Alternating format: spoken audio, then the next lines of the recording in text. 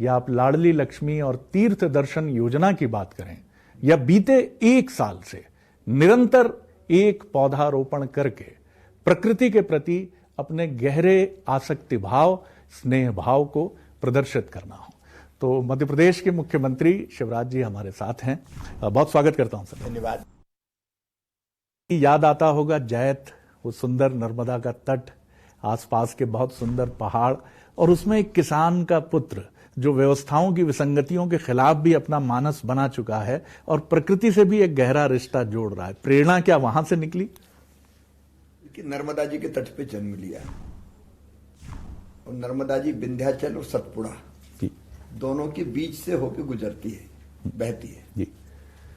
हम लोग कहते हैं बचपन से ही कि विंध्याचल और सतपुड़ा नर्मदा जी के सगे भाई हैं। और विंध्याचल सतपुड़ा का मतलब पहाड़, पहाड़ का मतलब जंगल, पेड़ जी। और नर्मदा जी के भी तट पे इतने पेड़ थे पहले जी जी जी, क्योंकि पड़ती जमीन हुआ करती थी, घास के लिए लोग रखते थे जी। खेती होती थी बैल, हल से, बखर से, जिसमें बैल जुतते थे जी। तो हर एक किसान के लिए अनिवार्य था कि बैलों के घास के लिए वो पड़त जमीन रखे जिसमें पेड़ भी होते थे, घास भी होती थी जी। समय चक्र चलता गया, पेड़ कटते गए जी जी, और पड़त भूमि खेत बनती चली गई।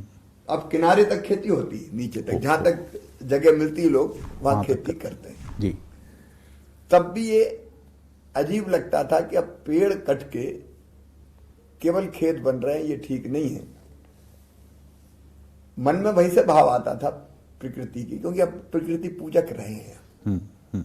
मेरे गांव में भी बचपन से देखा बट के वृक्ष की पूजा, पीपल की पूजा, तुलसी का बिरवा जी, ये हमारी संस्कृति के अभिन्न अंग रहे। लेकिन धीरे धीरे भौतिक समृद्धि की चाह में इंसान इसका विनाश करता चला गया जी। और आज दुनिया पर्यावरण के गहरे संकट से जूझ रही है।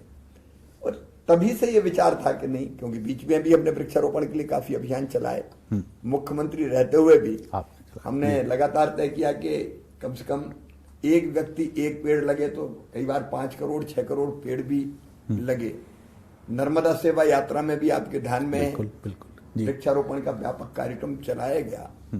लेकिन मुझे ये लगा कि केवल एक दिन पेड़ लगाने से काम नहीं चलेगा। अभियान जब हम चलाते हैं तो पेड़ लाखों लग जाते हैं जी, लेकिन सर्वाइवल रेट, उनकी देखरेख, उनकी चिंता, उसकी भी व्यवस्था करना जरूरी थी। मुझे लगा कि मनुष्य की जिंदगी में कई पल आनंद और प्रसन्नता के आते हैं। बच्चे का जन्मदिन है, खुद का जन्मदिन है, शादी की वर्षगांठ है, या माता पिताजी की पुण्य स्मृति है। तो कई दिनों से पेड़ लगाने का हम काम इसी भाव से कर रहे थे कि धरती के प्रति जो हमारा कर्तव्य है या कर्जा है वो उतारना है जी, या आने वाली पीढ़ियों के लिए सुरक्षित धरती छोड़ना है। तो पेड़ के अलावा कोई रास्ता नहीं, सबसे प्रमुख रास्ता है पेड़ लगाना। बाकी भी है, पर्यावरण ना बिगड़े, प्रदूषण ना हो, लेकिन पहली चीज है पेड़ लगे, पेड़ बचे। उसी में से ये आया पिछले साल अचानक कि रोज एक पेड़ लगा तो एक संतोष का भाव भी मन में आएगा और दूसरों को भी हम प्रेरणा शायद हम दे पाएंगे। जी, आपने बहुत सुंदर बात ये कही, जो मुझे लगता है आपने अपने अनुभव से समझा इसको, कि उसका सर्वाइवल रेट बहुत जरूरी है। आप लगातार ये लगा रहे हैं, संकल्प लेना बड़ा आसान है, लेकिन वर्ष भर आप उसको पूरा करते चले गए। आपकी इतनी यात्राएं, इतने दौरे, कैसे मैनेज करते हैं उस वक्त? ये तो ईश्वर की कृपा है कि एक दिन भी कोई ऐसा नहीं आया जी। लगभग 19 फरवरी को 1 वर्ष पूरा हो जाएगा, 18 फरवरी को 1 वर्ष पूरा हो जाएगा, 19 को दूसरा शुरू हो जाएगा। यहाँ रहे तो यहाँ लगाए। कई बार अगर यहाँ से जल्दी जाना है तो सीएम हाउस भर दिया, चारों तरफ पेड़ ही पेड़ लग गए। फिर यहाँ एक स्थान तय किया स्मार्ट सिटी पार्क में, वहां पेड़ लगे हुए लग रहे हैं लगातार, आज भी हम लोग वहां लगाएंगे। बाहर अगर हम कहीं गए तो जहां गए वहीं पहले से इच्छा प्रकट कर दी कि भैया पेड़ लगाना और ऐसी जगह लगाना है कि उसकी रक्षा होती रहे। तो हम मध्य प्रदेश के अलावा भी दूसरे राज्यों में अगर गए जी, तो वहां भी पेड़ लगाया। वाह।